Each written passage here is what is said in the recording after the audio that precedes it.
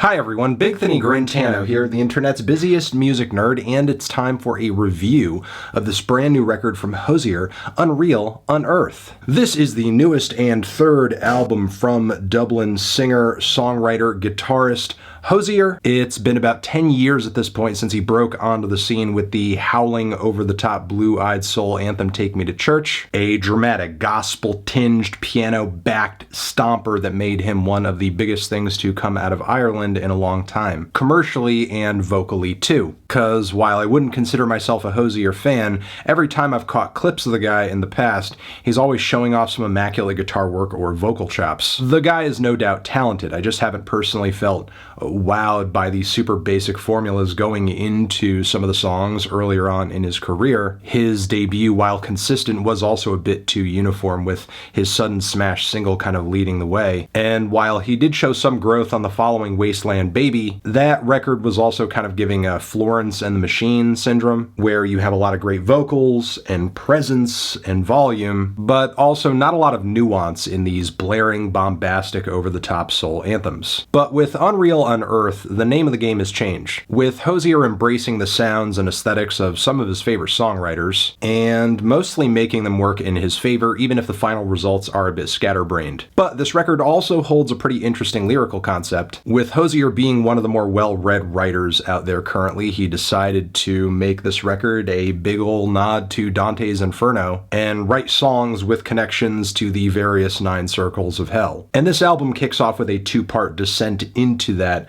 with Selby 1 and 2. The former is an acoustic number with all this building cinematic instrumentation hanging in the background, a lyrical switch over to some Irish language passages too. It is a chilling, slow-burning, and focused tone setter that in a lot of ways is the opposite of what is to follow in part 2, where Hozier is bringing this full arsenal of sensual falsetto vocal leads, groaning picked bass lines, and funky drum loops, as well as, for some reason, some very quiet vocoder background vocals. It's kind of a sad Cage the Elephant style rocker with a big shouty chorus that reads like a Fleetwood Mac song, most specifically The Chain. At this point, it's pretty clear that Hozier is a man who lives for his reference points, as this track kind of runs like a series of literary and musical Easter eggs that are mostly working in harmony, with some stunning lyrical imagery to boot, mind you. I want to run against the world that's turning. I'd move so fast that I'd outpace the dawn. I want to be gone. I want to run so far I'd beat the morning. It's a respectable hodgepodge, which I think is kind of the vibe that defines the album to follow, with the songs on this thing ranging from merely okay to impressive. Like the measured and sad bluesy rock ballad on the Cut First Time, it's listenable but also far from exciting. It's also way too soft to be packed with these doubled up, delayed, muffled background vocals that are kind of disorienting and distract from Hozier's leads. Meanwhile, Francesca is a mountainous single that has grown on me for sure since I first heard it. It feels like what you'd get if you took the spacey, indie rock folkisms of Fleet Foxes and then took those to a Cranberry song, complete with the background vocals. And I think the results are pretty great, especially when you consider the chaotic, smothering climax at the very end. Not to mention Hozier's killer vocal performance lends a lot of weight to what he's saying on the track, wanting to be fearlessly thrown back into this metaphorical, romantic hurricane. I Carry On switches things up into some very hushed, plucky indie folk. There's some big Sufjan Stevens energy on this one. But despite it sounding so intimate on the surface, there's also something about the vocals and the mixing that comes across very saturated, opaque, and impenetrable. For sure, it's quieter than a majority of what's here, but as a standalone, it kind of fails to pass the delicate test. There's Eat Your Young, another single that dips right back into that punchy pop soul well with big beats, big bass, a bittersweet little vocal lick too that's very catchy. It's got an Amy Winehouse sort of energy to it, but simultaneously it's missing something in that regard in terms of vibrance, and also something that's just like gonna slap you in the face about it and make you pay attention to everything it has to say, make me really think about and chew over what exactly Hozier is on about. Still, Hozier's musical knowledge does continue to drill down deeper on the track Damage Gets Done, which has all these subtle new wave nods right at the beginning, the twinkly guitar, the sequence synth bass, It's given this Tears for Fears kind of vibe, and it's a solid musical foundation to work from.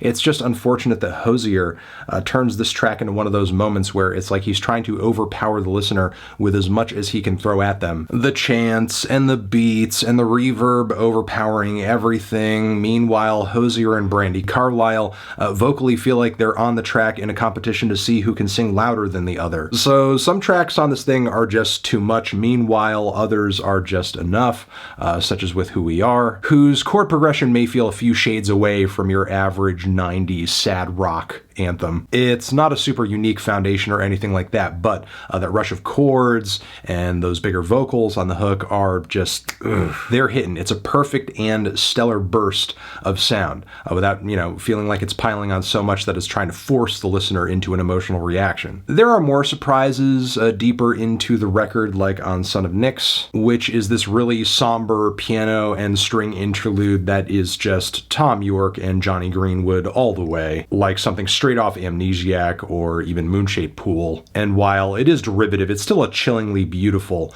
a little instrumental-ish piece, and does provide a pretty interesting transition point in the midst of the track list. Now, All Things End may be my favorite track on the record, even if it is one of the more basic, but it's just a straight-up, shiny, sweet R&B number, solid chord progression, and I just gotta say, Hozier's voice was just made for stuff like this. We begin again! Just like every line on this thing from him vocally is just like, it's honey, it's gold, it's wonderful. Then oddly on To Someone from a Warm Climate, I'm getting kind of Father John Misty pure comedy vibes. It's the vocals, it's the theatrical strings and pianos, even down to the way Hozier weaves God into this story of love aftermath. Not a bad moment on the record though, even if its reference points again are kind of obvious. I'm loving the imagery of kind of being wrapped up together in bed. It's cute, even if it is kind of a sad song of longing in a way. Now, for a moment, I thought he kind of dug everything out of this sound that he could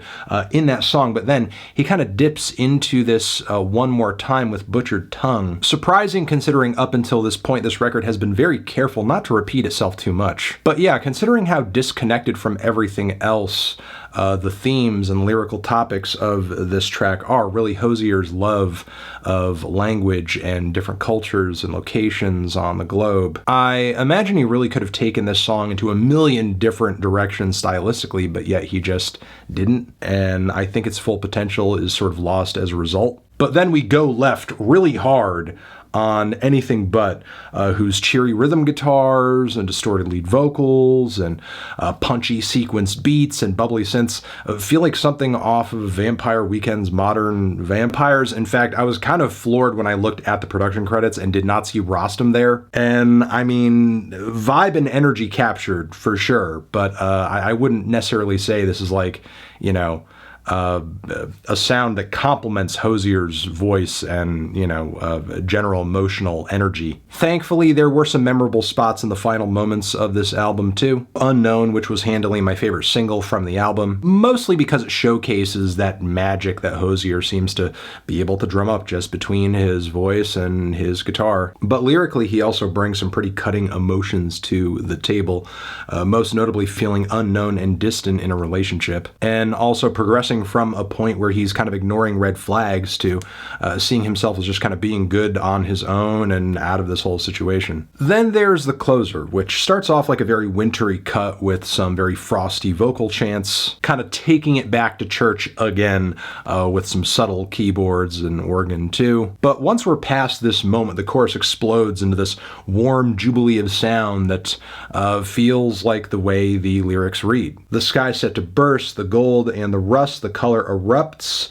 you filling my cup, the sun coming up. Hozier depicting himself really coming out of the hell he descended into at the start of the record, which generally it's pretty nice to feel a positive resolution after what feels like a pretty long album. I will say this, there were some songs on this thing that pale in comparison to others, either by way of being a bit too mild or a bit too obvious with its many, many, many musical reference points. And I gotta say, the 9 Circles of Hell concept out of the record, while it is certainly there are some obvious nods and connections. The connections other tracks bring to the table come across as more tenuous, honestly. But still, enjoyed a lot of tracks off this record, in fact quite a bit more than I expected to, and think switching things up in the way that he did at this point in his career is just what Hozier needed.